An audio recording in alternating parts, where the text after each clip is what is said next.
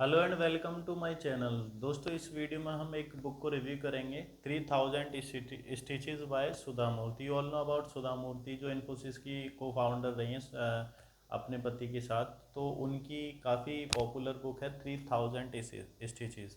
तो इसमें जो इन्होंने स्टोरीज़ को इंक्लूड किया है उन सबको वन बाय वन डिस्कस करेंगे। काफ़ी इंस्पायरिंग बुक है। अगर आप स्टूडेंट हैं, स्कूल स्टूडेंट, कॉलेज स्टूडेंट या प्रोफेशनल हैं, तब भी आपको इस बुक से काफ़ी इंस्पिरेशन मिल सकती है। तो मैं आपके साथ इसमें जो चैप्टर हैं 11 चैप्टर हैं, उनका नाम बता के उसमें इन्होंने किस किस टॉपिक पे डिस्कशन किया है वो आपके साथ शेयर करने वाला हूँ। तो आप इसको वीडियो को देखने के बाद मूड बना सकते हैं कि whether you want to read this book और नॉट। तो इसमें जैसे अभी मैंने बताया कि इसमें 11 चैप्टर हैं, ठीक है। तो इन्होंने अलग अलग स्टोरीज़ को निट किया, अलग अलग स्टोरीज़ को लिखा है अलग अलग चैप्टर में। मतलब हर एक चैप्टर एक अलग स्टोरी है, ठीक है। तो ये एक तरह से हम बोल सकते हैं नॉन फिक्शनल वर्क है, जो उनकी मेमोरीज पे बेस्ड है। उनकी जीवन में जो कहानियाँ उन्होंने फेस किया उनको कहानी के फॉर्म में, उन्होंने जो इंसिडेंट उन्होंने फेस किया उनको कहानी के फॉर्म में इसमें लिख दिया है। तो जैसे टाइटल सजेस्ट करता है 3000 स्टिचेस, यानी 3000 स्टिच। तो इसका जो पहला चैप्टर है वो इसी नाम से है और उसी टाइटल से ये बुक है। इसमें इन्होंने जो दासी देवदासी प्रथा होती थी, साउथ इंडिया में काफ़ी पॉपुलर थी 1990s 40s 50s या 60s के डिकेड में। तो उस समय जो इसकी वजह से बहुत सारी जो महिलाएं होती थी वो प्रोस्टिट्यूशन के प्रोफेशन में चली जाती थी और उनके बच्चों को भी मतलब बुरी समस्याओं का सामना करना पड़ता था। तो इन्होंने उसको ख़त्म करने के लिए काम किया था अपने फादर के साथ। दोनों इन्होंने, इनके फादर ने और इन्होंने टीम बना के उन देवदासियों को उस दलदल से बाहर निकालने के लिए काम किया था। तो जब ये उस मिशन में कामयाब हो गए थे तो वहाँ के लोगों ने, मतलब वो ऐसी 3000 देवदासियाँ थीं जिनको इन्होंने उस प्रोफेशन से मुक्त कराया था।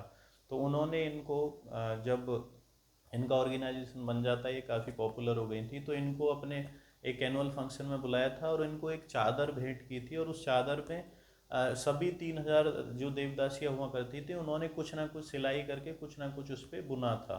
तो इसलिए इसका टाइटल भी इन्होंने वही दिया है 3000 स्टिचेस, ठीक है। तो पहला जो स्टोरी है वो ये बताता है। दूसरा है how to beat the boys. इसमें सेकंड चैप्टर में बोलते हैं कि जब उन्होंने इंजीनियरिंग की थी, उस समय कोई इंजीनियरिंग नहीं करता था गर्ल्स में, बॉयज़ का प्रोफेशन माना जाता था इंजीनियरिंग। तो इनको बहुत समस्याएं फेस करनी पड़ी अपनी एकेडमिक लाइफ में, स्पेशली कॉलेज लाइफ में, ठीक है। ये अपना एक्सपीरियंस शेयर करते हैं कि उनके कॉलेज में लेडीज़ टॉयलेट भी नहीं था और कैसे कैसे उन्होंने अपनी एकेडमिक्स को कंप्लीट किया था। तो दूसरा चैप्टर उस बारे में है। तीसरा है फूड फॉर थॉट। इसमें डिस्कस करती हैं कि अपने किसी फ्रेंड के पेरेंट्स के बारे में। वो ओल्ड एज के व्यक्ति थे और वो कैसे मतलब खाने के बारे में उनके जो विचार थे काफ़ी एक्स्ट्राऑर्डिनरी थे। तो उनसे इनका डिस्कशन जो है उसको उन्होंने इस चैप्टर में डिस्कस किया। इसके बाद है 3 हैंडफुल ऑफ वाटर। इस चैप्टर में उन्होंने डिस्कस किया है जो गंगा का पानी है, स्पेशली काशी से गंगा का जो जल है उसको साउथ इंडिया में कितनी इम्पोर्टेंस दी जाती थी उस समय, हालांकि आज भी दी जाती है पूरे देश में।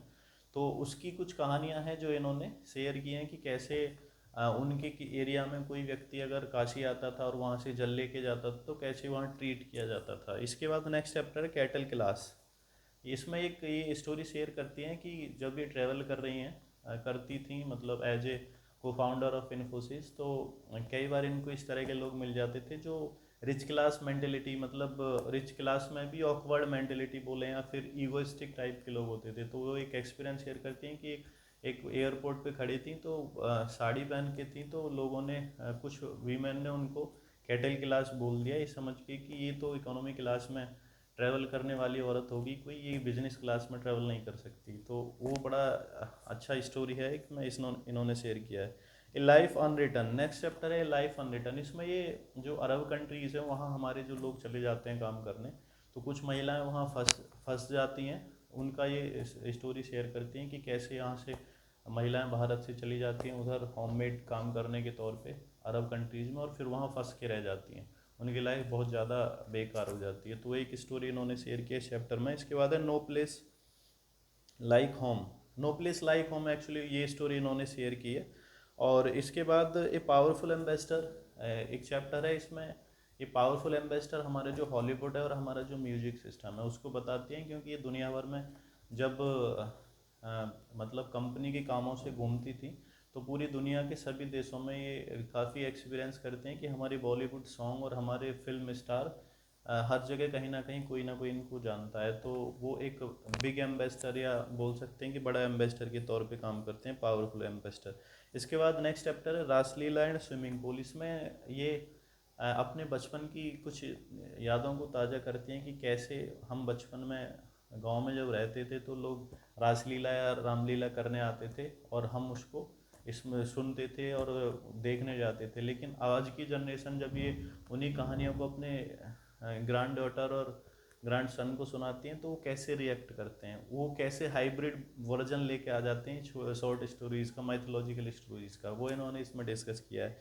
इसके बाद a day in Infosys foundation. ये इन्फोसिस फाउंडेशन जो एक ऑर्गेनाइजेशन है उसमें एक दिन में कैसे काम करती हैं, कितना बिजी रहती हैं, वो डिस्कस किया। और last chapter I can't we can. इसमें ये जो अल्कोहल है यानी जो शराब के कारण बहुत सारी फैमिली बर्बाद हो जाती हैं, उसमें एक ऑर्गेनाइजेशन के साथ इनका जो हम बोल सकते हैं कोऑपरेशन हुआ था और मिल के काम करने की जो स्टार्टिंग हुई थी वो कहाँ से हुई थी, वो इन्होंने डिस्कस किया। और कैसे फिर बहुत सारे लोगों को इन्होंने अल्कोहल के या शराब के नशे से या उस प्रोफेशन से जो अल्कोहलिज्म पूरा ही कहलाता है उससे दूर किया। तो ये इन्होंने अपनी स्टोरीज़ को 11 चैप्टर में कंप्लीट किया है। बुक अच्छी है, कोई भी पढ़ सकता है, मतलब अच्छी खासी बुक है। If you wish to read you can buy it.